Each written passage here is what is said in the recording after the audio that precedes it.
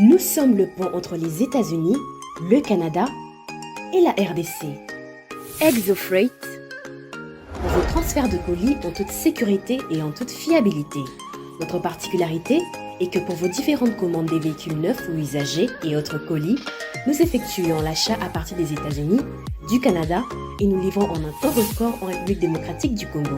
Nos adresses, aux États-Unis, 1000 Montana Drive, Charlotte NC, 28216. Au Canada, 6377, Boulevard Monk, H4, E3, H8. À Kinshasa, au numéro 32, avenue Kitona, quartier Rigini, commune de Lemba, et bientôt à l'est de la RDC. Avec ExoFreight, il n'y a plus de limites.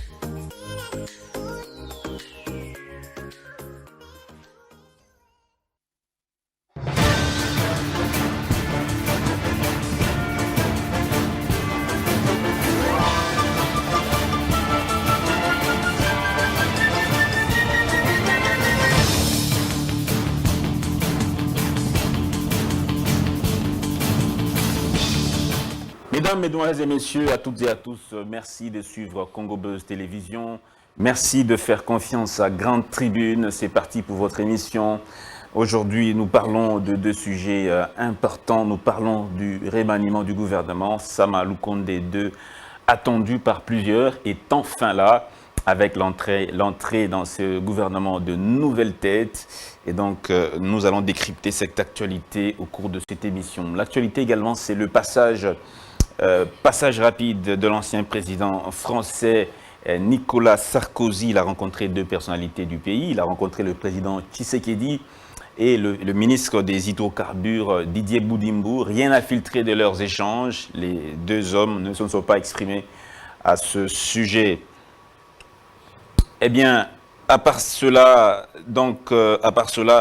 l'actualité également reste dominée par cette nouvelle, une lettre du Conseil de barreau européen au président de la RDC Tshisekedi concernant l'arrestation du bâtonnier Sanane Joseph Chikito, conseil de la société SMB appartenant à Edouard Mangachuchu. Cette corporation des avocats européens proteste contre l'arrestation d'un bâtonnier.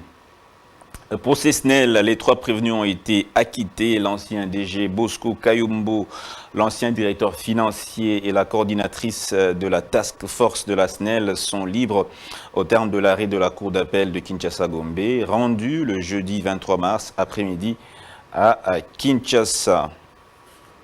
Voilà les quelques lignes d'actualité, mais on va essayer de citer les ministres qui sont justement qui ont fait le premier pas dans ce nouveau gouvernement. Jean-Pierre Bemba, vice-premier ministre en charge de la Défense. Peter Kazadi, vice-premier ministre en charge de l'Intérieur. Vital Kamerhe, vice-premier ministre en charge de l'Économie. François-Claude Kabulo, ministre des Sports. Et puis Ekila Marc.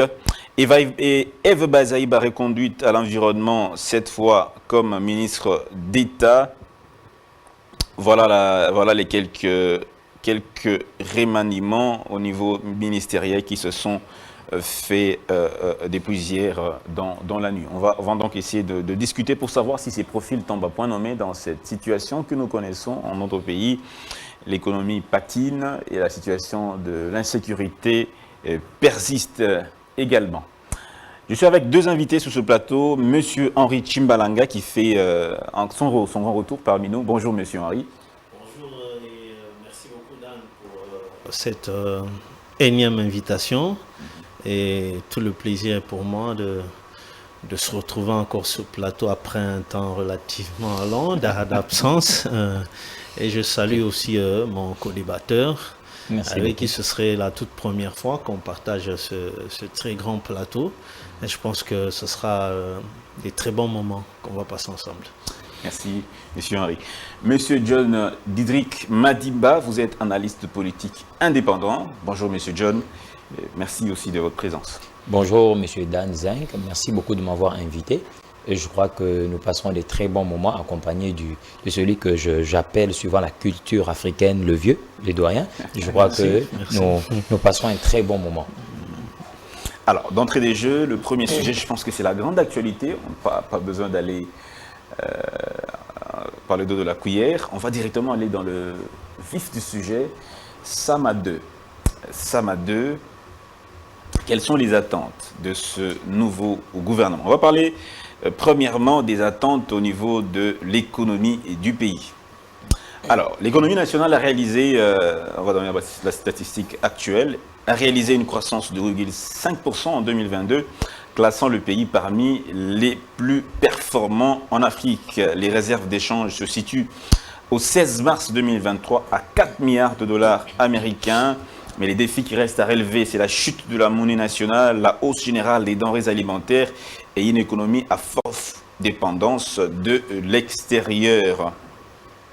Voilà, l'inflation jusqu'au 17 mars est à 5,1% en cumul annuel. Le gouvernement se félicite aussi de l'augmentation de la pression fiscale de 8% en 2020 à 15% en 2022. Au niveau justement de la Défense, qu'est-ce qui attend le ministre de la Défense, le VPM de la Défense, Monsieur Jean-Pierre Bemba Gombo? L'organisation et la structuration des forces armées, la conception, l'exécution et le suivi du mécanisme d'intégration et des formations de l'armée nationale. Il y a l'administration et l'approvisionnement des forces armées, la surveillance terrestre, fluviale, lacustre, maritime et aérienne du territoire national. Il y a aussi cette épineuse question, on ne va pas l'éluder, la persistance de l'insécurité, notamment grâce au M23. Voilà, Sama enfin là. Monsieur Henri, Sama Lukonde enfin là. Votre première réaction? Bon, c'est un fait parce que je pense que si le président de la République en est arrivé là, donc il y a eu ce besoin-là, parce qu'à un certain moment, il y a les secteurs les plus vitaux qui semblaient ne plus répondre, ne plus rencontrer les besoins de surexistentialité de la nation, notamment le secteur de la défense, parce qu'il y avait un sérieux souci, on ne comprenait plus si réellement qu'est-ce qui se passe à l'Est, l'insécurité, ça ne diminue pas, ça fait vraiment un temps assez long.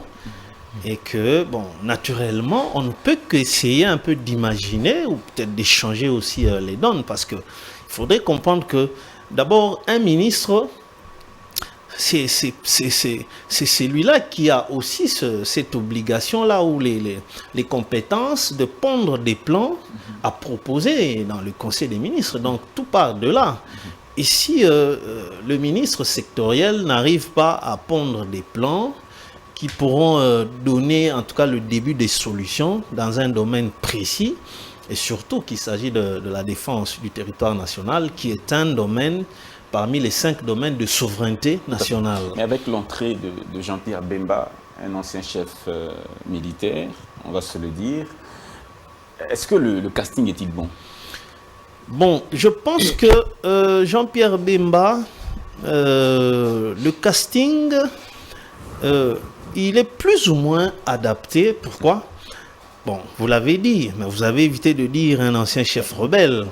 Évidemment, c'est juste pour essayer un peu de donner de l'esthétique. Mais sinon, il a œuvré dans le secteur en tant qu'un chef de guerre. Il en a quand même aussi une certaine expertise. Parce que n'oubliez pas que ce serait aussi pour lui une occasion de réparer aussi certaines choses que moi je décèle comme étant aussi une responsabilité dans l'histoire politique de notre pays. Si aujourd'hui nous nous plaignons que notre armée n'existe presque pas par le fait de l'infiltration, mais avec un profil comme celui de Jean-Pierre Bemba, un homme de terrain, un homme qui a combattu Laurent Désiré Kabila, qui a combattu Joseph Kabila, qui a occupé un espace terrestre pendant presque 4 ans, c'est un homme qui maîtrise le terrain. Oui, il maîtrise. C'est pourquoi je suis en train de dire qu'il a aussi une certaine responsabilité dans ce que nous décrions en termes d'infiltration de nos forces armées. Souvenez-vous, parce qu'il faut toujours chercher à rendre les faits historiques. Quand Jean-Pierre Bemba s'engage dans cette rébellion, d'une part, il était soutenu par des anciens militaires de l'ex-phase, et de l'autre part, l'armée ougandaise, et en interne, localement, il avait recruté les Banyamulenge dans les rangs de ses forces. Il avait aussi recruté les Banyamulenge. Oui, il avait recruté les Banyamulenge, lesquels arrivaient à Sand City quand on devrait maintenant passer au mixage et brassage. Ils ont été déversés au sein de l'armée nationale.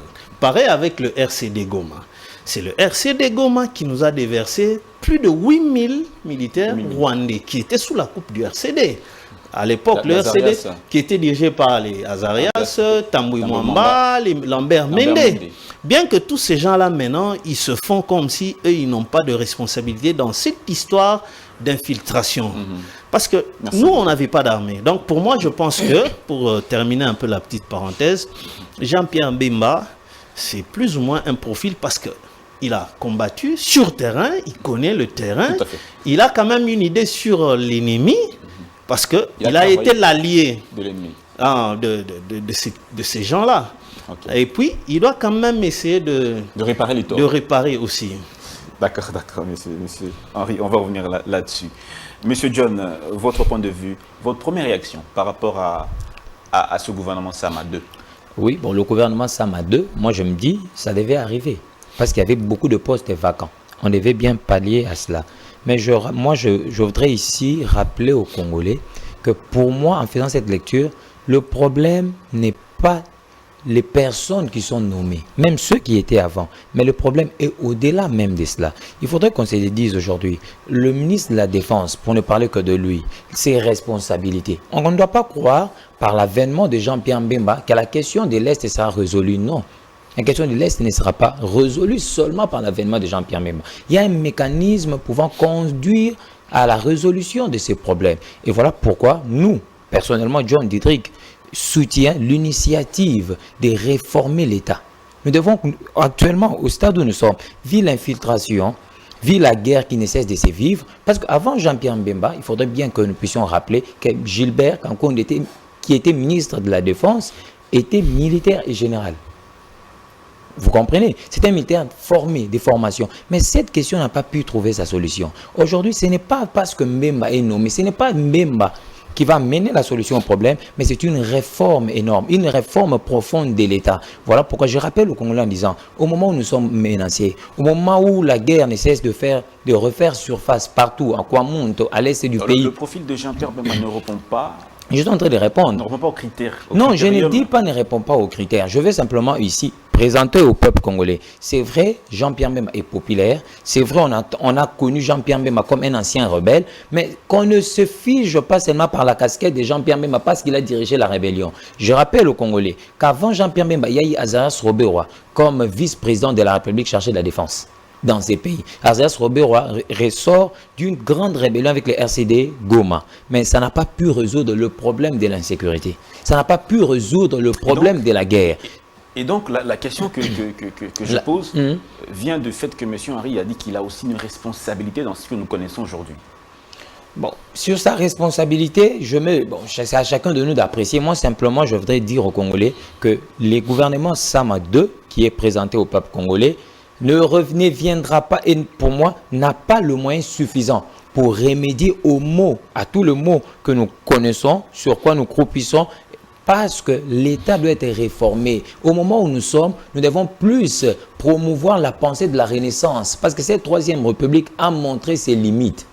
Vous comprenez? Cette Troisième République a montré ses limites. Que l'on mette Mbemba, que l'on mette Bouissanyamou ici, il est peu probable que le résultat attendu... Vous parlez de réforme. Vous parlez de quel genre de réforme? Je parle de la réforme de l'État. La réforme de l'État. La réforme de l'État. Donc je suis du courant de ceux qui pensent à la renaissance du Congo. Soyez beaucoup plus précis. Voilà. Vous parlez de la réforme. Je parle de la réforme de l'État. Ça veut dire que moi, je suis en train de préconiser par rapport à la guerre, par rapport à l'insécurité, par rapport à l'insécurité que nous connaissions, à l'insécurité alimentaire, par rapport à tout le mot qui ronge la République. Il est temps que l'on se mette autour d'une table et que l'on puisse aborder la transition, cette période de transition qui sera une période de cohésion nationale. La transition. La transition des 2 ans Moi, je suis de ce courant de pensée qui évoque la pensée de la transition. Maintenant, le temps n'est plus à la réforme, maintenant, le temps n'est plus à la nomination d'un nouveau gouvernement, parce que pour moi, ces gens-là peuvent être nommés. C'est comme une pirogue agitée, mais dont vous n'avez pas de trucs pour pagailler. Même si vous êtes nommé, vous n'allez pas résoudre le problème, parce que le problème est ailleurs. Donc voilà, je suis en train de... Vous sortez du débat. Non, Là, quand vous dites qu'il faut une transition, ça ne répond pas à la question que je pose. La question, c'est le profil. Là, vous êtes en train de dire qu'il ne faut pas qu'on organise les élections. Il faut qu'on prenne 2 ans de plus de Mais transition. vous m'avez parlé du profil des nommés. Moi, je vous dis que ces gens nommés, peu importe leur casquette et l'estime que nous avons pour eux, ils n'ont pas des instruments pour résoudre la problème de la guerre à l'Est, notamment Jean-Pierre Bemba. Allons un peu dans une minute dans votre raisonnement. 2 ans avec le président Tshisekedi. Nous sommes de ceux qui disent nous devons respecter l'ordre constitutionnel. Parce qu'il y a une jurisprudence créée. C'est quoi cette jurisprudence? C'est cette jurisprudence de 2016. La jurisprudence de 2016. Et nous allons respecter l'ordre constitutionnel. Ça veut dire, nous respectons l'article 70. Vous comprenez? Nous respectons l'article 70. Nous ramenons le Congolais. Merci. Nous mettons... Termine. Nous ramenons le Congolais autour d'une table en mettant en place un mécanisme de jonction de tous les dialogues qui ont été faits et en apportant une innovation. Pour remédier à quoi? La première des choses, nous allons remédier au problème de l'insécurité. Comment y remédier? Premièrement, au lieu de nous jeter tous en l'enrôlement, je vous rappelle ici qu'à l'est du pays, à Béni, il y a des territoires où les gens ne peuvent s'enrôler. Pourquoi? L'insécurité est en train de ronger. Donc, on aura le temps de continuer avec cette pensée. D'accord. Mais, Monsieur Henri, la présence de Bemba peut-elle changer la donne? Pendant que nous savons que ceux qui ont occupé ces fonctions dans le temps ont aussi été des hommes d'armes. Même le président Kabila lui-même, qui était le patron des forces armées, c'était un militaire. Mais la situation n'a pas pu évoluer. Est-ce qu'avec Jean-Pierre Bemba, avec simplement son profil, il peut jouer un rôle important? Oui, Dan.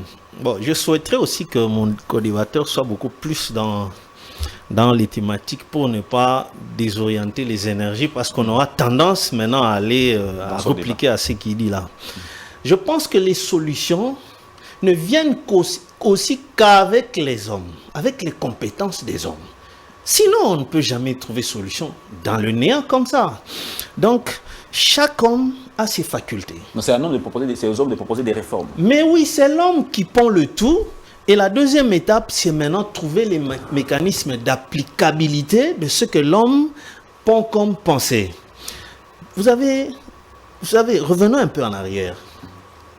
Le maréchal Mobutu, qui était le ministre en même temps de la Défense, et jusqu'au 24 avril 1990, pour ne pas dire 90, c'était Mobutu qui était en même temps ministre de la Défense.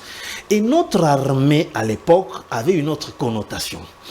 Mais avec l'avènement de la démocratie, quand Mobutu lâche ce jour-là et quitte la Défense, notre armée a connu un autre comportement.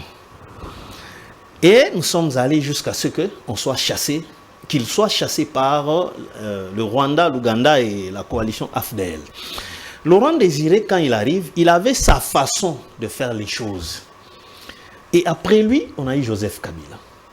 Avec Mouzé, on n'allait jamais trouver solution à certaines négociations pour récupérer toute l'étendue du territoire national. Vous comprenez? Mais quand Joseph Kabila arrive, il se plie à certaines exigences jusqu'à ce qu'on se retrouve à Sun City et on a une formule monstrueuse de 1+4 qui avait pour aboutissant, je peux dire, c'était d'abord récupérer tout le territoire national. Qu'est-ce que je veux dire? Les hommes aussi, chacun a sa façon, a son intelligence. Donc, on ne doit pas dire que, ou penser que on peut changer des hommes, mais sans pour autant, on ne pourra jamais trouver de solution. Non, les solutions peuvent venir aussi avec les changements de joueurs. Mais Monsieur Henri, dans le contexte actuel que connaît le Congo, avec plusieurs accords signés à Luanda, à Nairobi et un peu partout, où les M23 s'obstinent à maintenir leurs positions initiales, Est-ce que Jean-Pierre Bemba viendra jouer quelqu'un? Pourra jouer Oui, quelqu'un? je pense, Dan, que nous avons des sérieux problèmes. Il y a des paramètres internes et des paramètres externes. Les paramètres externes, il faut le reconnaître, ne sont pas en notre faveur. Il n'y a pas plus d'une semaine qu'il y a eu vote au niveau du Conseil je crois, européen ou au Conseil de sécurité. Il était question de voter sur les sanctions à infliger au Rwanda par rapport à son agression contre la RDC. Mais 90% des pays participants à ce vote-là ont protégé le Rwanda.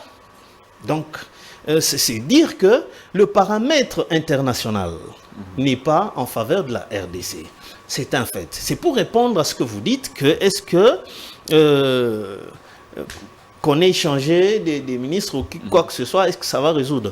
Oui, nous prenons d'abord un paramètre externe qui n'est pas en notre faveur dès le départ. Ouais. Maintenant, en interne, il lui fallu qu'on bouge un peu les lignes, qu'on change pour essayer de voir des nouvelles donnes. N'oubliez pas qu'il y a tout est aussi relatif aux animateurs des différents postes. C'est aussi relatif aux animateurs des différents postes. D'accord. Merci beaucoup, monsieur Henri. Monsieur John Didrik Madimba. Voilà. Vital Kamerhe à l'économie. Je vous ai lu tantôt quelques éléments liés à l'économie. L'économie nationale a réalisé une croissance de 8,5% en 2022, classant ce pays parmi les plus performants en Afrique. Les réserves d'échange se situent au 16 mars 2023 à 4 milliards de dollars américains. Mais les défis c'est la chute de la monnaie nationale, la hausse générale des denrées alimentaires, une économie à forte dépendance de l'extérieur.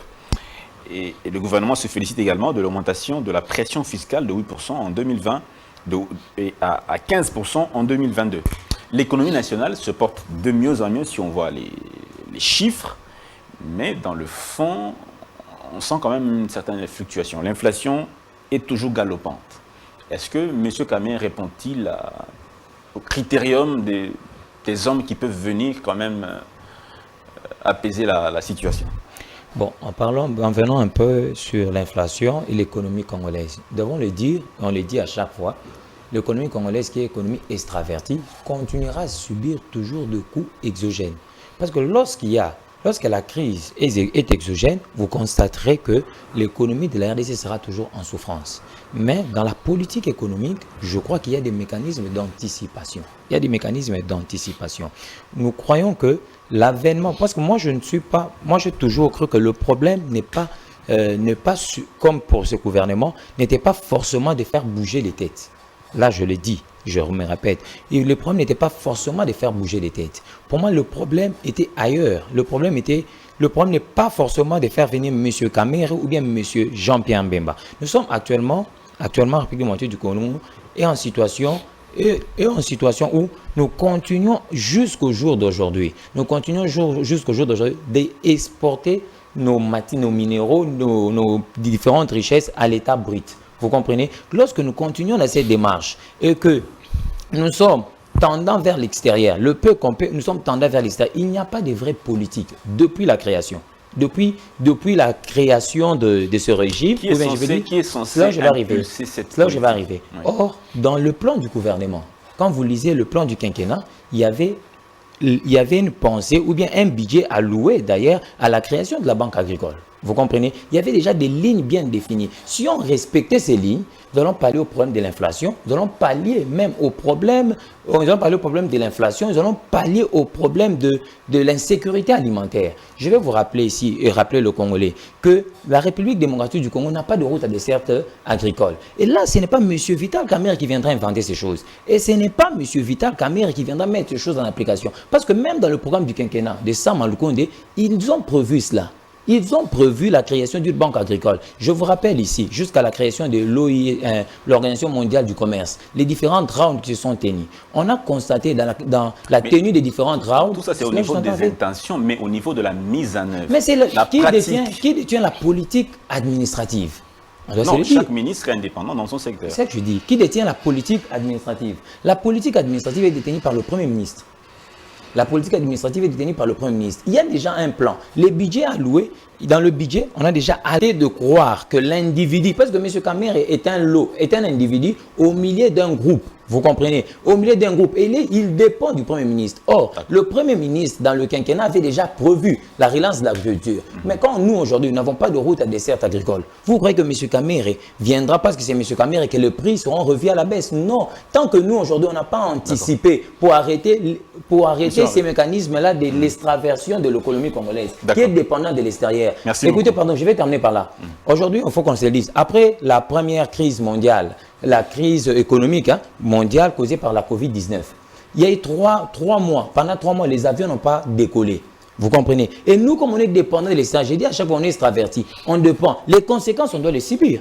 Vous comprenez ça? Et aujourd'hui, avec la crise ukrainienne et la crise entre l'Ukraine et la Russie, cette guerre-là, qui entraîne une crise mondiale avec les céréales, nous, on est dépendant de l'extérieur, on doit subir. Donc, mais s'il y avait une politique d'anticipation, déjà, et que l'on resserrait un peu, on crée des routes à dessert agricole, on mettait un mécanisme pour une production accrue à l'interne, on aurait déjà parlé, on n'aurait pas besoin de M. Kamere. Le problème, merci beaucoup M. John, je comprends très bien, mais le problème est que vous parlez à l'impersonnel, au niveau impersonnel, vous dites on. Il faut, normalement, pour être plus précis, il faut désigner les acteurs qui doivent porter ces propositions-là. Par exemple, le ministère de l'économie doit faire ça, tel va faire ça. Et là, nous comprenons clairement. Quand vous dites on, c'est encore au niveau un peu, c'est pas assez clair. Monsieur Henry, au niveau de l'économie, l'embellie financière est assez bonne. La croissance à 8 chiffres, croissance de 8%. De 15, non, comment dire, le gouvernement se félicite de l'augmentation de la pression fiscale qui passe de 8 à 15% en 2022. L'économie nationale a réalisé une croissance de 8,5% en 2022. Les réserves de change se situent au 16 mars à 4 milliards de dollars américains. Nous sommes dans une embellie financière incroyable. Comment expliquer que malgré cette embellie, il y a inflation? L'inflation est de 5%. Dan, je pense que il est vrai que quand l'économie est toujours extravertie, ça pose des sérieux problèmes. Mais je pense que dans ce questionnement-là, c'était pareil avec concernant Vital Kamere qui est maintenant nommé, s'il peut apporter un changement ou pas. Je pense que je l'ai dit quand on parlait de Jean-Pierre Bemba. Toutes les solutions ne viennent aussi que par des hommes qui en ont des responsabilités. Parce que toutes les théories qu'on pourra débiter ici, il y a eu toujours des hommes qui ont pondu ces théories-là. Donc ça ne vient jamais d'un vide. Voyez, par exemple, il faut toujours jeter un œil. Déjà, il y a le plan du gouvernement pour... Mais le plan là, l'applicabilité... Ok, écoutez, avoir un plan et avoir un animateur qui va maintenant mettre en mouvement ce plan-là, ça dépendra de la capacité de cet animateur-là. Donc, avoir un plan... Et si vous avez un animateur qui est incompétent, il ne saura même pas interpréter ce plan-là, il ne saura même pas comprendre ce que ça veut dire et comment inventer les solutions pour appliquer ce plan-là. La politique économique n'est pas que détenue par le ministre de l'économie. Ça aussi, vous devez introduire cette variable. Quand vous présentez le ministre de l'économie comme lui le seul à détenir la politique économique d'un pays. Mais non, mais pas ça. Je ne sais pas si je suis en train de répondre au questionnement. C'est ça que vous parlez du plan. Il ne parle pas uniquement du ministre de l'économie. D'abord, quelle a été la question ici? La question ici, c'est de savoir. La question c'est de savoir sur l'apport de M. Kamere par rapport au redressement. Et vous brandissez le fait que M. Kamere, l'individu, il suffit qu'on enlevait le ministère de l'économie et qu'on mettait une autre personne pour avoir des innovations. Moi, je vous dis que dans ces domaines... pas ce que non, écoutez que je vous dis... Moi, je vous dis que dans ces domaines, c'est très différent. Parce que le ministère de l'économie travaille ensemble avec le ministère du plan, le ministère du budget, et ce sont eux qui détiennent, qui définissent la politique économique d'un État. Merci beaucoup. Donc ici, M. Kamere, le ministère de l'économie, et tu retrouves au moins dans le cargan, si vous pouvez me permettre l'expression. Je ne sais pas si on se comprend. J'ai même bien dit ici, il faudrait que John soit un peu dans la logique des questions posées. Sinon, il va nous amener à commencer à répondre hors sujet. Ici, j'étais en train de répondre. D'abord, la question est simple, était claire. Monsieur Dan pose des questions précises. On a commencé avec le ministre de la Défense pour chuter pour être maintenant à ce niveau au ministre de l'économie. Si le casting, ce profil-là, est-ce qu'ils sont répondants? On peut attendre ainsi de suite. C'est pourquoi je suis en train de dire que, avant d'entrer dans les théories que vous voulez développer ici, qui n'ont rien à voir d'abord avec la question posée, je suis en train de dire que oui, les solutions aussi ne peuvent être assurées que par la compétence de la personne à qui on confie une responsabilité donnée. Point barre. Maintenant, c'est pourquoi je suis en train de démontrer. La personne peut arriver et trouve un plan donné. Mais il faudrait encore que... Ça peut être un plan très meilleur. Mais la personne est Mais la incompétente. personne est incompétente même d'interpréter ce plan-là. Qu'est-ce que vous allez attendre de ce bon plan-là? L'applicabilité. Et comprendre qu'il faudrait incorporer certains paramètres. Il faudrait d'abord que la personne concernée soit assez compétente. Mais sinon, comment on va commencer à développer des théories si on a quelqu'un qui n'a pas de profil dans un domaine précis? Donc tout ce qui C'est était avant pourquoi était j'étais en train de incompétent. dire que oui, le tout dépend aussi des deux facteurs. Non seulement les théories, mais aussi Les personnes. de l'animateur. L'animateur de... du Souvenez-vous, ministère, oui. quand par exemple on nommait à toutes les fois Étienne Tshisekedi Premier ministre, qu'est-ce qui se passait dans la tête des Congolais? Chacun se dit, oh, celui-là il n'aime pas les blabla, il n'aime pas la magouille, il faut que chacun se réglemente. C'est-à-dire quoi? On se réfère à la personne, on dit que cette personne, dans sa façon de travailler, on doit s'adapter, on doit éviter ceci ou cela dès le départ. C'est-à-dire, l'animateur joue un premier rôle. Un rôle très important. Avant d'entrer maintenant en danse par rapport au texte ou au plan de redressement ou quoi que ce soit. Vous voyez, quand on avait à la défense, on avait nommé Paul Bandoma. Qu'est-ce qui s'était passé? On avait vu un autre comportement, une autre façon de gérer la défense nationale. Donc c'est comme ça que j'étais en train de répondre précisément à cette question-là. Donc Vital Kamerhe, c'est un politique. C'est un bon profil. C'est un bon profil, mais tout ce que nous attendons maintenant, ce sont les résultats. Je ne pense pas que les théories que tu peux développer ici, que ce soit Vital ou que ce que moi je peux développer, Mbemba ou Vital les ignore. Mais il faudrait que maintenant, qu'ils puissent en tenir compte qu'ils ont devant eux des grands défis à relever. Merci. Monsieur Trésor Kalala, cadre de l'AADC. Je me représente rapidement parce que je suis Trésor Kalala, secrétaire national en charge de la communication au sein de l'AADC, parti cher à Madame Adèle Kabena. Et je suis très content de me retrouver sur ces plateaux. Voilà, il faut directement répondre à la question. Mon expertise ou mon analyse par rapport au gouvernement Sama 2, vous savez, il y a eu beaucoup de bruit, il y a eu beaucoup de spéculations dans tous les sens, remaniement. Franchement, moi, j'ai pensé qu'on allait bouger une grande partie, n'est-ce pas, du gouvernement. Mais quand vous regardez, c'est quelques têtes seulement qu'on a pu bouger. Mais il y a des visages qui attirent l'attention de l'opinion. Notamment Jean-Pierre Bemba, Vital Kamerhe, il y a Kabulo, Mona Kabulo, ministre du Sport. Il y a aussi Mboussa Nyamouzi qui vient aussi de s'inviter à la fête. Alors, il y a les débats qui va dans tous les sens. Mais moi, je crois qu'il faut laisser le temps. Parce que les temps, c'est les meilleurs alliés, c'est les meilleurs juges. Vous êtes un peu déçu du fait que le gouvernement n'a pas été suffisamment remanié? Oui, un tout petit peu, parce que il y a des gens qui ne pouvaient plus se retrouver dans ce gouvernement. Vous ne voulez pas citer leur nom, malheureusement. Non, bon, écoutez, je ne veux pas citer, effectivement, je ne suis pas venu faire ici la chasse à la sorcière, mais il y a des domaines où il fallait réellement changer les animateurs. Et ici, je n'aurais pas peur de citer un ministère comme le ministère de la Jeunesse, par exemple. Vous voyez que c'est un ministère où il n'y a aucune initiative. La jeunesse est abandonnée, la jeunesse est laissée sur la rue. On ne voit aucune initiative, on ne voit aucune activité, on ne voit pas un souci de la part de l'animateur pour changer quelque chose dans ces secteurs-là. Mais les figures, est-ce que le casting est bon? Bon, ça serait tôt de dire que le casting est bon ou n'est pas bon. Nous saurons que le casting est bon après la production du résultat. Donc moi je crois qu'il faut laisser un temps. D'emblée vous ne pouvez pas déceler pour dire que ben voilà, telle personne quand même par rapport à ses études faites, par rapport à l'expérience, par rapport à ses compétences, c'est quand même un bon profil. Vous voulez voir la personne à l'œuvre d'abord? Bon, il y a des gens comme Jean-Pierre Bemba, par exemple. Semble-t-il que c'est un soldat. Et il a eu aussi à mener la guerre à une certaine période de l'histoire de notre pays. Et j'estime qu'il peut avoir une expertise dans ces domaines-là. Mais nous l'attendons le voir à l'œuvre. Vous voyez, parce qu'il ne suffit pas de dire qu'il est capable ou il n'est pas capable aussi longtemps qu'on n'a pas encore produit les résultats. Vous avez Vital Kamerhe, il paraît que c'est un chef de travaux en économie.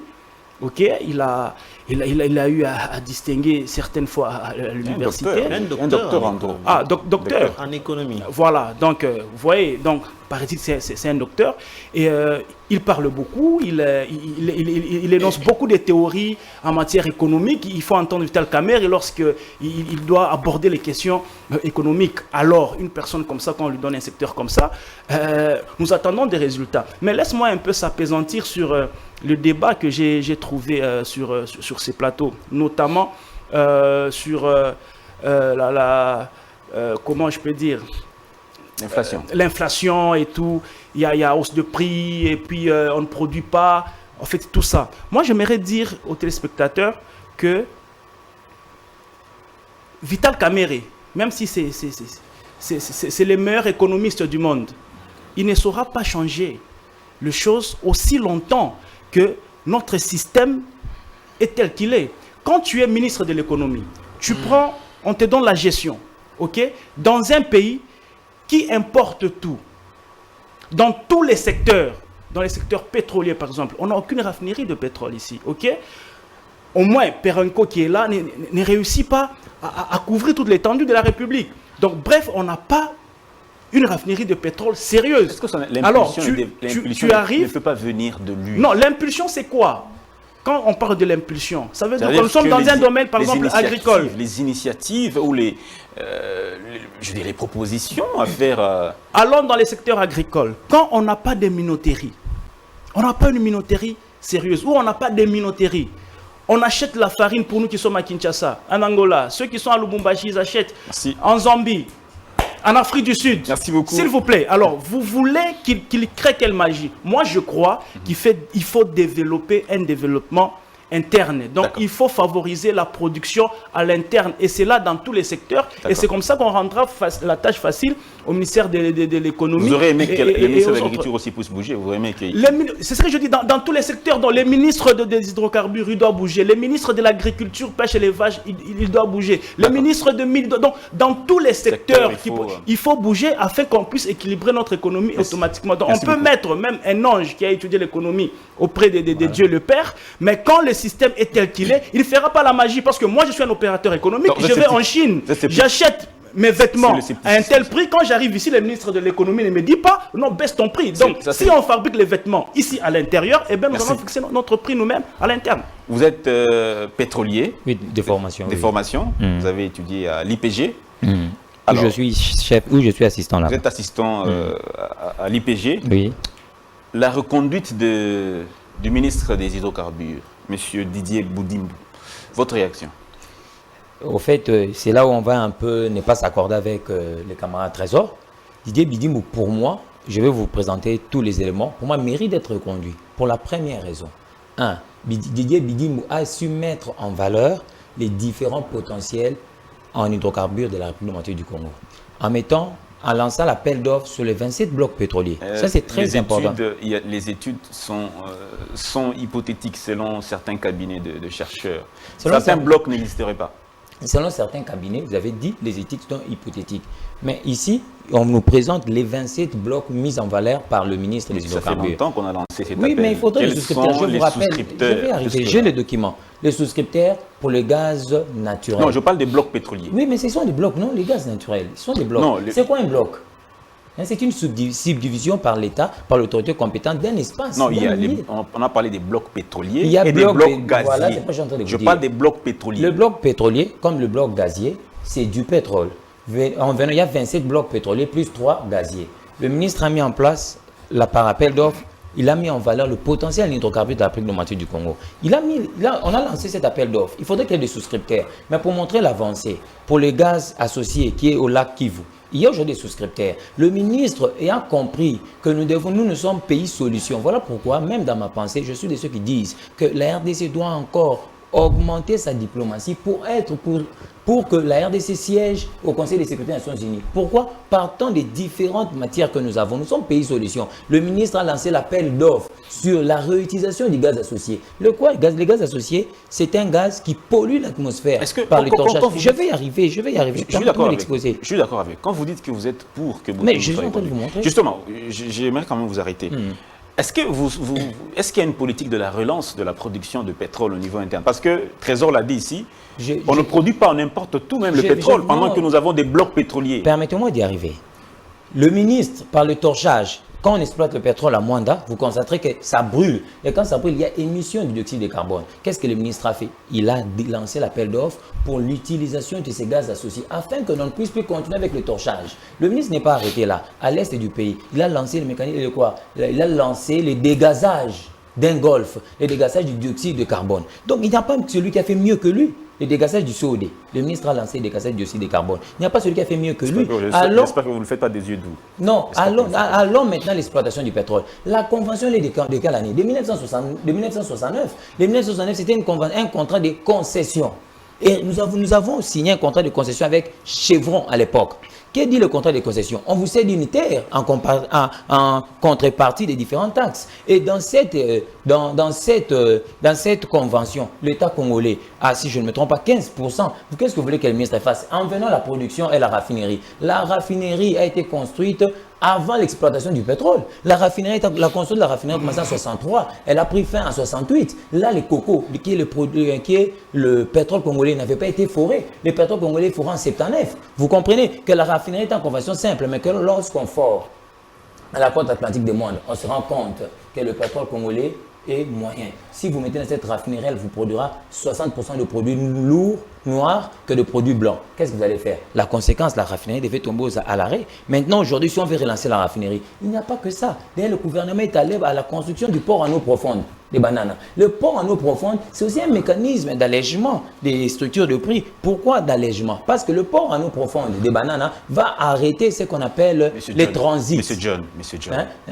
Suite au Tirando. Monsieur John, je suis d'accord avec vous. Mais le public qui vous suit a besoin de savoir. Mais je vous ai démontré. Quand est-ce qu'on peut relancer la production en interne ici du pétrole? Il y a d'abord la RDC est producteur du pétrole. Non, ce n'est pas la production nationale, ce sont les particuliers qui produisent. Non, ce sont l'État congolais par portage à 15% en offshore à Perenco et à des pourcentages à Miok, à offshore. Comme vous avez dit que la RDC n'est pas producteur. Mais quand on vous donne le pétrole congolais, vous allez le raffiner où? Mais que je réponde aussi à la question sur les animateurs. Que je réponde à cette question. Parce que là, on va amener dans un secteur pétrolier. Sinon, permettez-moi de répondre. J'étais en train de dire vous ici. Assez de temps, non, mais permettez-moi de répondre à mon temps. J'étais en train de dire à mon vieux qui est en face. J'étais en train de dire à mon vieux qui est en face. On ne peut pas être toujours dans cette approche que je considère chez les vieux. Ceux qui étaient avant étaient mauvais et maintenant, ce sont ceux qui apporteraient la solution. Ici, le général qui a été démis et remplacé par Jean-Pierre Mbemba, c'est un militaire formé. Vous comprenez? Les solutions ne peuvent pas être prises d'une manière solitaire, pas sur Vital Kamerhe. Non, il y a tout un mécanisme. Comme aujourd'hui, pour la question du prix. Vital Kamerhe seul ne pourra pas répondre à cette question du prix. Il y a tout un mécanisme. Il y a la politique économique qui doit être définie. Et même dans le programme du quinquennat, dans ces programmes du quinquennat, il y a... Merci beaucoup, monsieur. Merci beaucoup, monsieur John. Donc, ce n'est pas l'individu Vital Kamerhe parce qu'il est là. Non, tout est réglementé. C'est pas ce que j'étais en train d'expliquer. Vous me prenez toujours hors sujet. Non, mais c'est ça que vous êtes en train d'expliquer. Non. Avant qu'on prenne le sport congolais a beaucoup de problèmes aussi. On a un professionnel, un journaliste qui a mis longtemps dans ce domaine de sport, M. François-Claude Kaboulou, qui a pris les commandes du ministère des Sports. Mais avant de parler de cette nomination de Claude Kaboulou, M. Henry, est-ce que vous êtes d'accord du fait qu'il y a beaucoup de ministres qui ont été reconduits? Est-ce que c'est une bonne chose qu'il y ait seulement quelques têtes qui ont été enlevées? Bon, je pense que seulement quelques têtes. Je ne sais pas exactement quels sont les paramètres qui ont milité à cela. Mais néanmoins, dans l'ensemble, le gouvernement Sama Lukonde n'a pas vraiment donné des résultats. Ça, on le connaît, un. Oui, escompté. Donc, je pense que ça aurait été mieux, il y avait utilité que vraiment le coup de balai soit beaucoup plus, au-delà même de 50 ou 60%. Mais je ne sais pas, comme je l'ai dit, quel est le paramètre qui a milité pour que ça soit trop limité jusqu'à ce niveau-là. Je reviens un tout petit peu à dire que on ne peut pas imaginer tout sans aussi tenir compte de la qualité ou des compétences. Parce qu'en toute chose, quand on nomme quelqu'un, on est sûr qu'il s'agit des compétences.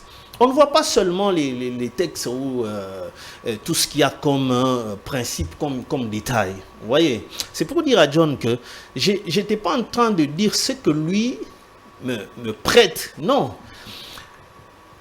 Vous savez que quand on a même une équipe de football, à un certain moment, l'entraîneur peut trouver que le jeu, ça ne va pas. Je peux changer de joueur et pour avoir d'autres résultats. Ça ne voudrait pas dire qu'on est dans la logique de dire que était mauvais que ceux qui étaient là. Non, à un certain moment, on doit s'arrêter pour évaluer. Le peuple ne cesse de crier. Il faut aussi écouter. Quand le chef écoute, finalement, il se dit, mais qu'est-ce qui ne va pas? Par exemple, nous avons l'insécurité en interne ici, du fait de l'insécurité urbaine. Bon, le ministre de l'Intérieur qui avait cette responsabilité-là, donc on devait le laisser aller jusqu'au final, pendant que c'est un sérieux problème. Donc il y a toujours à un certain moment, on doit s'arrêter par rapport aux animateurs. Mais votre co-débatteur tantôt disait que dans les contextes actuels, si on ne change pas le système, même si on prenait un ange qui... Je suis tout à fait d'accord avec eux. Mais le système, qui doivent changer le système? C'est toujours les hommes qui sont appelés à changer, à œuvrer. Mais pour arriver à changer un système quelconque, cela relève aussi toujours de la capacité. Etienne Tshisekedi ne cesse de le dire. Je ne suis pas contre Mobutu, mais je suis contre le système de gouvernance de Mobutu. C'est-à-dire, ça voulait dire que Mobutu peut être là. Mais si on arrive à changer le système, et on le change comment? C'est par les hommes, par les animateurs. On peut avoir les mêmes animateurs et on change de système. Et si on trouve qu'avec tel animateur, il n'y a pas possibilité de changer de système, on change pour avoir des nouvelles intelligences. On a été tous à l'école. Depuis l'école primaire, on apprenait la même matière, par le même enseignant. Est-ce qu'on avait les mêmes points? Mais non. Il y en a qui étaient excellents, il y en a qui échouaient, il y en a et deux fois. L'enseignant peut même recourir à Dan. Toi, je vois, tu peux expliquer à tes collègues. Mais pendant qu'on est tous élèves, ça veut dire et les animateurs, et les textes, et la politique. Parce que toutes les théories là seront englobées dans ce qu'on peut appeler les plans de redressement ou les plans de développement. Vous pensez que tout ce que vous donnez comme théorie, si vous n'aviez pas en face de vous un enseignant compétent, mais il va vous transmettre des lacunes que vous allez aussi débiter. Donc, parce que vous avez eu en face de vous un enseignant compétent qui vous transmet la notion. Donc, parlons un peu rapidement du ministère de Sport avec Kaboulou. Bon, c'est quand même une personne chevronnée. Oui, Kaboulou a œuvré longtemps, je crois plus de 40 ans dans ce secteur. Il a beaucoup voyagé et je pense qu'il connaît toutes les manœuvres, toutes les combines qui faisaient toujours ternir, tout ce qui se passait comme antivaleur là-bas. Il en sait bien de choses. Et je pense qu'il est vraiment, c'est pas un parvenu dans ce milieu-là. Il connaît tous les enjeux. Mais je pense qu'il n'y aura pas d'autres paramètres externes, comme on est en train aussi de le dire. Des paramètres qui vont le bloquer. Qui vont le bloquer. Parce que souvenez-vous, sur TV5 Monde, j'ai toujours rappelé cette histoire-là. Quand le président Félix répondait aux journalistes de TV5 Monde, à la question de savoir, quand il a dit que j'ai trouvé l'armée bien structurée, le journaliste lui dit, mais qui a structuré? Il a dit, mon prédécesseur. Alors, le journaliste s'est invité à une autre question pour lui dire, mais et tout ce que vous disiez à l'époque. Mais le président Félix a eu cette hauteur de dire que mais c'était le fait de la diabolisation. Maintenant que je suis à ce poste, je comprends comment certaines choses se réalisent. C'est pour dire que au dehors, on peut ignorer les pesanteurs, les contraintes et ainsi de suite. Et quand on est dedans, on se rend compte que tout n'est pas aussi clair que quand on était hors les fonctions. La critique est facile. Oui, c'est pour dire que Kaboulou, il peut tout connaître. évidemment, vu son long parcours, il sait comment on embrouille, comment on sélectionne bêtement parfois. Mais est-ce que il ne va pas rencontrer les mêmes difficultés? Parce que des fois, il y a la FIFA, s'il faut bouger la FECOFA, il y a la FIFA qui s'interpose, ainsi de suite. Bon, voilà. Sinon, nous souhaitons que chacun donne un plus pour faire avancer même d'un petit pas que soit-il, malgré le contexte difficile qu'a évoqué les co-débatteurs, parce qu'on ne peut pas ignorer ces contextes-là qui font que les choses soient très, très difficiles. D'accord. Le cas du sport, le sport congolais, vraiment, on connaît des sérieux problèmes. Hein. Déjà, presque toutes les équipes sont éliminées en phase de groupe des championnats africains, championnat africain d'interclub. L'équipe nationale qui est dernier de son groupe, des éliminatoires à la CAN 2024. Kaboulou peut jouer quand même un certain rôle, parce qu'il a, comme l'a dit M. Henry, 40 ans déjà dans ce secteur-là. Oui, merci beaucoup, M. John. Je crois que j'aurai les mêmes temps d'antenne que mes co-débatteurs, parce qu'eux, ils parlent un peu plus que moi. Malgré que j'étais arrivé en retard, je ne sais pas si c'est la sanction de mon retard. Voilà, j'aimerais revenir un peu sur ce qu'on disait. Là, je m'en vais vers mon frère John. Oui, je sens qu'il a la matière dans son domaine, il maîtrise son domaine. Mais malgré toutes les théories développées, moi, mon souhait, c'est que si on peut raffiner le pétrole au Congo, eh bien, qu'on le raffine. C'est ça mon souhait. On peut développer toutes les théories, bloc gazier, bloc pétrolier, torchage et consorts, tous les termes techniques qu'on nous brandisse, c'est bien beau. Mais passons à l'acte, soyons pragmatiques. Nous voulons que le pétrole soit raffiné au Congo. Malgré que je sais que le développement c'est sur la durée, ça peut prendre du temps. C'est vrai, il y a un travail qui doit se faire. Mais faites-nous ce travail-là pour que nous puissions avoir du pétrole, qu'on raffine le pétrole au Congo. Qu'on n'importe plus. Qu'on n'importe plus le pétrole. Qu'on exporte par contre même. Si nous avons la capacité de le faire, eh bien, faisons-le. Vous comprenez? Donc, je suis là et je ne suis pas seulement dans le domaine pétrolier. J'ai parlé du domaine agricole. Par exemple, j'ai dit pour ceux qui sont à Lubumbashi, ils achètent la farine. En Zambie, en Afrique du Sud, nous ici, c'est Angola qui est en train de nous fournir. Mais si 80 millions de terres arables, on peut nourrir 2 milliards de population mondiale. Vous vous imaginez? Mais cependant, on achète la nourriture chez nos voisins. Donc je me dis, il faudrait régler cette situation-là. Quand vous êtes ministère de l'économie, par exemple, vous n'avez aucun bateau de pêche. Nous achetons les poissons en Namibie, les chinchars, pendant que le lac Tanganyika a 7 couches de poissons. Il y a des poissons qui meurent de vieillesse. Nous avons le fleuve Congo, nous avons beaucoup de cours d'eau, nous avons des poissons qu'on peut même en donner gratuitement à la population. Mais on achète les poissons en Namibie, c'est qu'il y a un problème. C'est comme ça que je dis, on peut apporter n'importe quel ministre de l'économie. Il a étudié l'économie chez Dieu. Avec la configuration congolaise actuelle, en tout cas, nous serons en train de tourner en rond. D'où j'interpelle à nos dirigeants de fournir les efforts chacun dans son secteur pour que nous puissions équilibrer, n'est-ce pas, l'économie nationale. Okay. J'aimerais brosser un petit truc sur la sécurité. Monsieur Jean-Pierre Bemba, il a été soldat, il a fait la rébellion, il connaît la guerre et tout. Mais moi, je crois que le problème de la sécurité au Congo, c'est au-delà du ministre de la Défense. C'est au-delà du ministre de la Défense parce que le problème de l'insécurité au Congo est à un autre niveau. Nous sommes victimes d'un complot international. Le problème doit se régler à ce niveau-là. Alors quand on met un ministre de la Défense, au niveau interne, M. Jean-Pierre Bemba sera un administratif.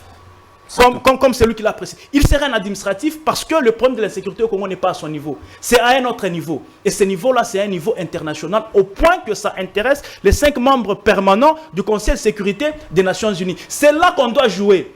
C'est à ce niveau-là qu'on doit faire la guerre. Moi, je crois que le niveau de l'insécurité au Congo n'est même pas au niveau du Rwanda. Le problème de l'insécurité au Congo est à ce niveau-là, au Conseil de sécurité des Nations Unies. C'est à ce niveau-là que doit se mener la guerre. Ce n'est pas au plan interne. Donc Jean-Pierre Bemba, il sera un administratif, il va administrer l'armée. Vous êtes de ceux qui pensent que nous devons réformer notre armée, nous devons notre armée assez efficace. Effectivement. Mais pour le faire, il faut des hommes qui soient des hommes rigoureux, des hommes qui sachent administrer cette armée. Exactement, vous me rejoignez comme ça, je dis au niveau interne. Jean-Pierre Bemba sera un administratif, c'est-à-dire il va canaliser les achats achats d'armes, les achats des tenues, en fait, l'ordre en interne. Mais pour mettre fin à cette insécurité que nous déplorons tous les jours, le problème n'est pas à ce niveau-là. Le problème est au niveau international. Donc, il faut mener la guerre à la dimension du Conseil de sécurité des Nations Unies. Le Congolais est incapable de mettre fin à cette guerre lui-même, par lui-même. Voilà, c'est là que vous me rejoignez. La guerre doit être menée par le peuple dans son ensemble. C'est comme ça que le président avait appelé à une conscience collective, une mobilisation générale face à cette agression. Qu'est-ce que vous voulez dire par population dans son ensemble? Mais le Congolais doit prendre conscience de l'état dans lequel nous sommes. Quand nous assistons à des divisions en interne. En interne, quand Bunagana tombe, il y a quelqu'un qui vient sur ton plateau, il dit, voilà, on a pris Bunagana, vous ne faites rien. C'est-à-dire, lui, il s'exclut. On dirait que c'est l'affaire d'un individu. Or, ça doit être l'affaire de tous les Congolais. Donc, nous devons tous parler un même langage par rapport à cette situation. Nous devons faire la pression sur la communauté internationale, précisément les 5 membres permanents du Conseil de sécurité des Nations Unies. Et là, je m'en vais même réduire. Il s'agit de la France, la Grande-Bretagne et les États-Unis. C'est eux les tireurs des ficelles. Et c'est sur eux que la population, je dirais même, doit s'acharner.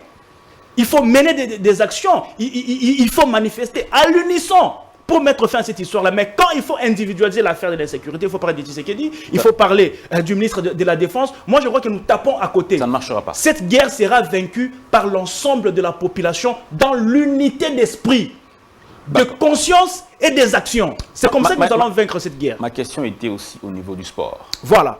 Alors, s'il faut revenir... championnat arrêté, 2 saisons successives. Je pense même 3 saisons, je ne me trompe pas. 2 saisons successives, championnat arrêté.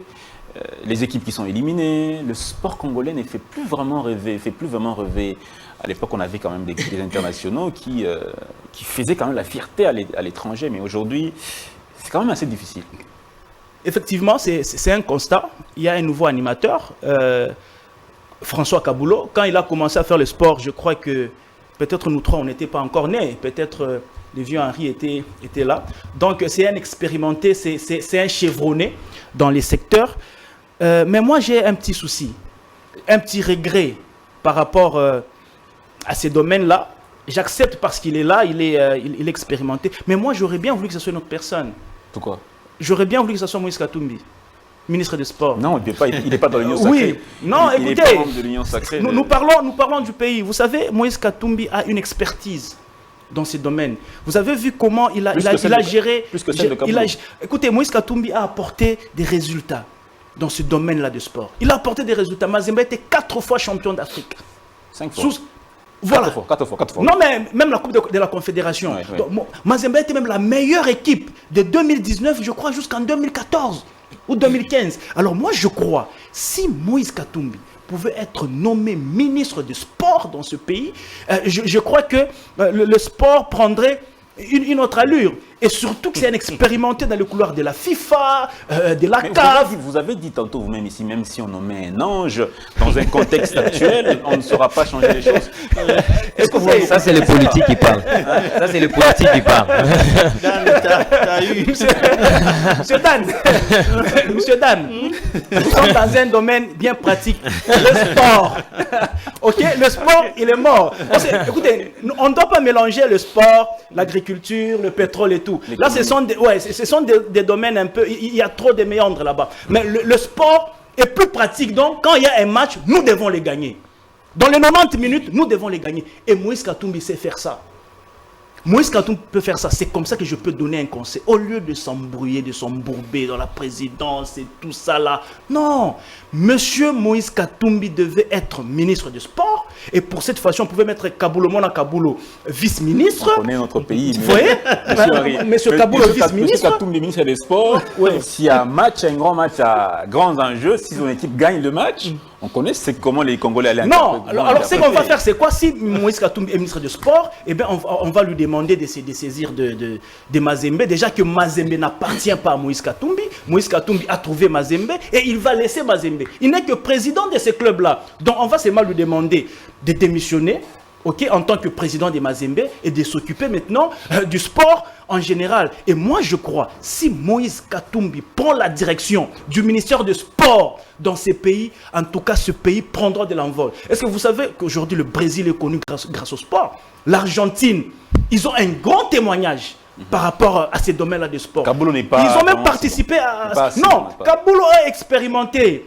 Il n'a pas la politique. Mais la politique de gagner, parce que Moïse a fait gagner Mazembe. D'accord. Moïse a amené le football congolais à un autre niveau. On a parlé du Congo à cause de Mazembe, parce que Moïse a su manager, il connaît les circuits, il connaît les méandres Merci beaucoup. sportifs. Donc, pour moi, je suis un peu déçu. Bon, comme il est déjà nommé, on s'incline. Mais mon souhait serait que Moïse Katumbi soit ministre du sport et peut-être Kaboulou Mona Kaboulou, vice-ministre, chargé de la coordination et tout. Mais le plan, la politique sportive devait être, n'est-ce pas, confié à Moïse Katumbi. Alors, Monsieur John Lidrick, on termine avec vous sur cette question de Sama 2. On a une deuxième thématique.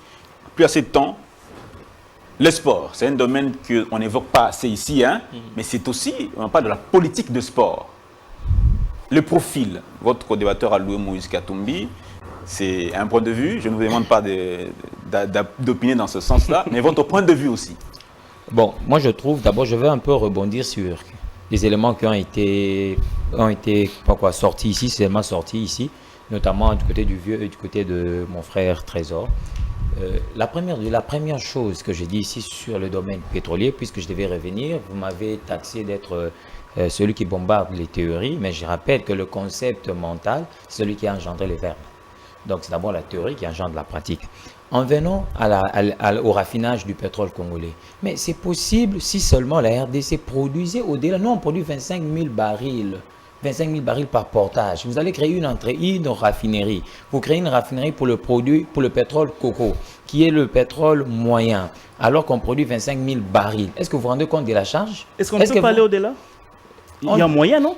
Non, nous sommes sur les champs matures. Ça, c'est, nous allons nous lancer dans un autre débat. Je vais être très précis. Nous sommes sur les champs matures. Vous comprenez ce qui veut dire champ mature? Nous sommes sur les champs matures. Perenco a hérité des champs matures. Et par portage, parce qu'on a dit à Perenco, vous ne payez pas les taxes pendant une telle période, les contrats de part et des concessions. Hein, vous êtes juriste, non? Vous comprenez? Moi, je ne peux pas vous expliquer la notion que vous maîtrisez. Hein, c'est ça, non? Okay. Je ne peux pas vous maîtriser. Le contrat est des concessions. Quand le contrat est des concessions, après par portage, nous, on devient propriétaire. On devient aussi propriétaire par 15% de 25 000 barils. On a créé une raffinerie, pas en convention simple, mais en convention moins profonde ou en convention classique. Hein, vous comprenez? Pour 25 000 barils, dont nous ne bénéficions que des 15% de ces 25 000 barils, ce n'est pas possible parce que la charge sera élevée. Nous allons retomber dans cette structure de l'ONATRA. Donc ça, c'est vraiment pas possible, à moins que l'on puisse produire ailleurs. Pour la production actuelle, ça relève d'une mauvaise décision. Actuellement, ça relève d'une mauvaise décision. Et je ne vois pas un politicien responsable, à moins d'avoir de la marchandise ailleurs, comme Limbe, la raffinerie au Cameroun. Mais dans notre cas, si on veut nous contenter de notre brite, ça ne sera pas possible. Il faut attendre que les pétroles dans les différents blocs mis en valeur puissent être exploités. C'est en ces moments-là qu'on peut réfléchir dans ce sens. Maintenant, il y a une démarche engagée qui consiste à jeter un port en eau profonde. Et la conséquence, c'est quoi? C'est que par tirant d'eau, il y a allègement. Et le problème d'allègement, qui est aussi soutenu par les structures des prix, ce problème d'allègement ne sera plus vécu. Donc, on va remédier aussi à ces petits problèmes. Donc, je reviens aussi pour dire que c'est un petit problème. C'est un petit problème, les structures des prix. Parce que je rappelle ici que la République démocratique du Congo, contrairement à beaucoup de pays, c'est un pays où la fiscalité pétrolière est très faible. Je mets quiconque au-dessus. Très faible. Donc, nous sommes importateurs, mais la fiscalité pétrolière nage à 15% des structures des prix. Sur ce point, l'État est parfaitement compétent. Vous comprenez? Moi, je l'ai dit au départ et je suis content que mon frère Trésor m'ait rencontré. Je l'ai dit au départ. Quand vous avez Personnellement, je reste sous ma soif sur le raffinage du pétrole au Congo. Je reste sous ma soif, malgré votre... Oui, mais je dois aussi continuer. Oui, je disais, je l'ai dit et je me répète. Mon camarade, mon frère Trésor vient de me rejoindre en disant qu'on n'a pas de route à desserte agricole. Vous voyez le cas du Katanga avec Jacques Kaboula. Il est allé importer. Or, les maïs pourrissent à Sidoubangi.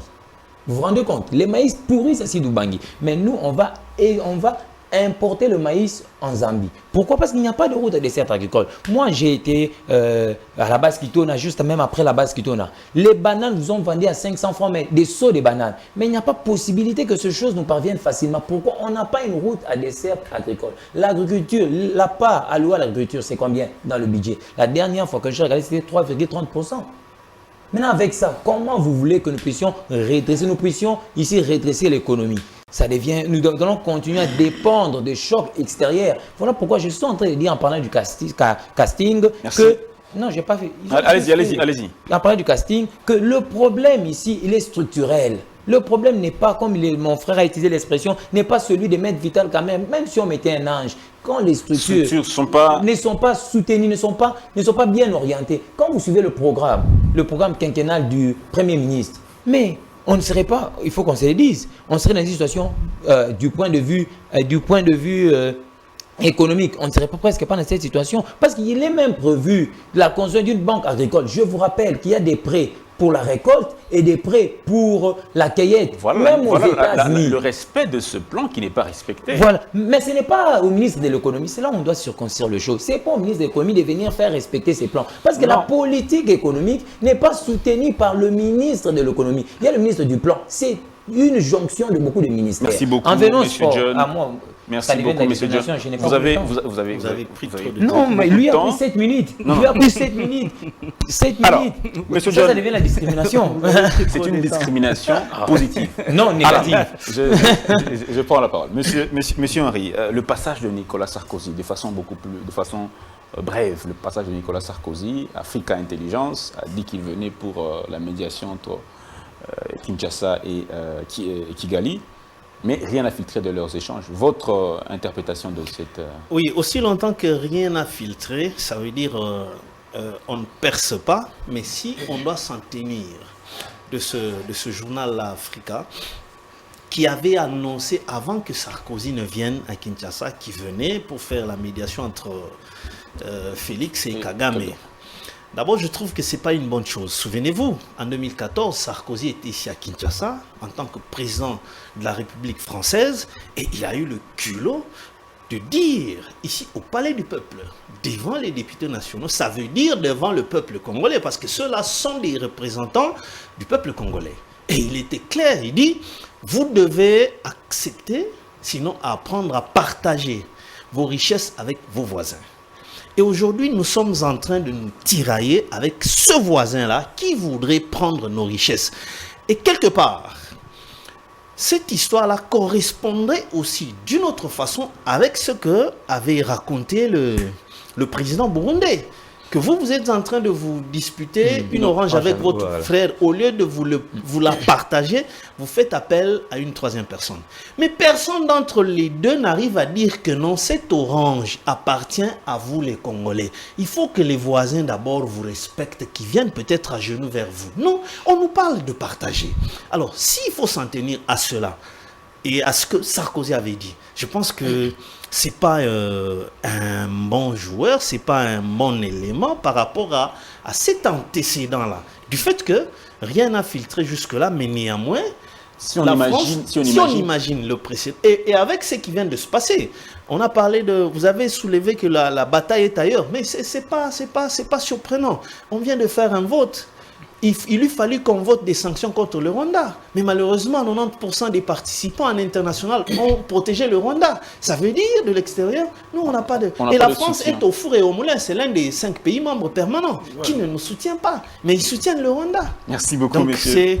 Il n'est pas un bienvenu. Il n'est pas un bienvenu. Vu cet antécédent-là que j'ai évoqué. Une petite parenthèse. Oui. Et je finis par là.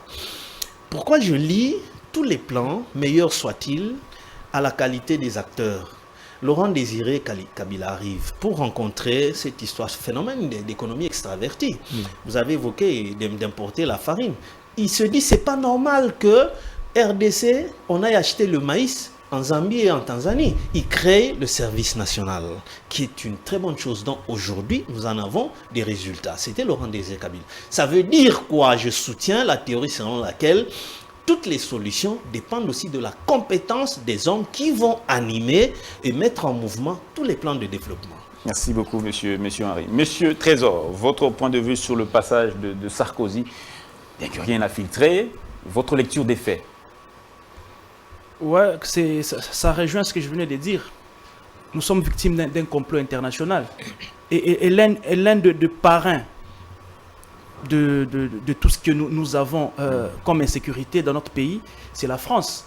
j'étais en train de dire, parmi les 5 membres permanents du Conseil de sécurité des Nations Unies, nous avons nos vrais ennemis. J'avais cité la France, la Grande-Bretagne et les États-Unis. Mais la personne qui s'affiche clairement aujourd'hui, sans se cacher, c'est maintenant la France. Mais j'ai appris quelque chose dans les coulisses, que Nicolas Sarkozy est venu négocier effectivement la libération de M. Mwanga Chouchou, qui est arrêté.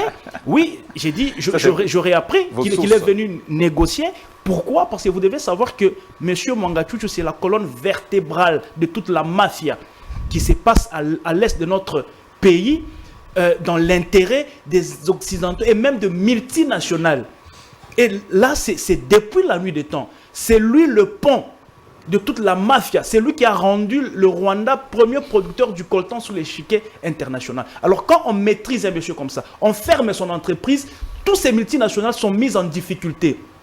D'où il faut des négociations. Et c'est comme ça qu'on a dépêché Sarkozy pour venir négocier. Je parle au conditionnel, mais écoutez, quand il y a quelque chose comme ça, c'est qu'il y a eu effectivement aussi autre chose qui s'est passé. Alors, il a eu à venir négocier, et de l'autre côté, nous sommes rigides, parce que quand nous allons négocier, c'est que nous avons aussi, nous sommes aussi en position de force, parce que nous détenons le pont qui est en train de ravitailler toutes ces puissances-là, notamment la France, la Grande-Bretagne, les États-Unis et les autres. Donc, passage de Nicolas Sarkozy, on dit que c'est visite privée, et non-événement ou événement, mais dans les coulisses, il y a quelque chose de très sérieux qu'il faudrait pas négliger, parce que dans les coulisses, il est venu négocier pour Mwanga Chouchou, qui est un élément très dangereux pour la paix de notre pays, même pour sa sécurité, et au-delà même pour son intégrité. C'est mon mot de la fin, si je comprends. C'est votre mot de la fin, on n'a plus assez de temps. Je profite ici, je n'ai pas eu l'occasion de saluer quelqu'un, vous me permettez? Non, nous parlons de Madame, je vais répondre. Le passage de Sarkozy. Oui, je vais répondre. Je profite ici, je salue Madame Marie-Josée Ifoko, qui a eu la nette pensée de sauver cette République avec ça. C'est un Libanga dans une émission politique, ça n'existe presque pas. Mais c'est une émission politique. Mais je sais, il a salué son autorité morale. Vous ne l'avez pas en tenue rigueur. Non, il ne fallait pas qu'il le fasse. Alors, allez-y rapidement. Oui, c'est la sélectivité. Allez-y rapidement. Bon, je suis en train de dire, ici, il faudrait rappeler à la France que la France est en perte de vitesse. En perte de vitesse, quand vous voyez les colonies aujourd'hui, si vous pouvez me passer l'expression, qui quittent la France. Hier, il n'y a pas 2 jours, le Mali venait de rompre tous les accords signés, 11 accords signés avec la France. Donc aujourd'hui, nous devons encore, faire un front commun contre ce paternalisme occidental et dire à Emmanuel Macron et à toute la France que la France est en train de perdre les colonies. La RDC est le premier pays francophone au monde. Et moi, d'ailleurs, si ça ne dépendait que de moi, j'allais dire au président, pour montrer que nous en avons marre de cette agression injuste qui nous est imposée et que nous en avons marre des organisations internationales qui ne peuvent pas dire le droit, notamment les différentes chartes des Nations Unies. Et la charte des Nations Unies a son article 37 qui prévoit une gamme de sanctions. Mais lorsqu'on ne peut pas prendre une gamme de sanctions, lorsqu'on se souvient, je l'ai toujours dit, on se souvient des différentes décisions prises par le Conseil de sécurité des Nations Unies, notamment contre l'Irak quand il a envahi le Koweït, notamment contre la Libye. On se souvient. Mais pourquoi quand il s'agit de la RDC, les Nations Unies ou bien encore le Conseil de sécurité des Nations Unies ne sait pas se réunir pour dire la justice? Bon, face à cette menace, moi je demande au président de la République, il n'est pas opportun d'organiser le jeu de la francophonie. Le pays est en deuil, le pays est agressé, on devait faire front commun contre l'agresseur. Moi j'ai perdu mon fils. Je m'appelle John Dédric Madimba. Mon fils Caleb Madimba est mort au front. Donc je connais le poids de la souffrance. Merci beaucoup, M. John. Merci beaucoup, M. Trésor. Merci beaucoup, M. Henri. Merci, chers téléspectateurs. Merci, nous saluons Mme Ifoku. Marie-Josée Ifoku. Marie-Josée, nous la saluons de passage d'Awélé. Mesdames et messieurs, merci de nous avoir accompagnés toute la semaine. On s'arrête là aujourd'hui. On se retrouve donc lundi avec d'autres questions d'actualité. Portez-vous bien. Excellent week-end chez vous et bonne chance au Léopard.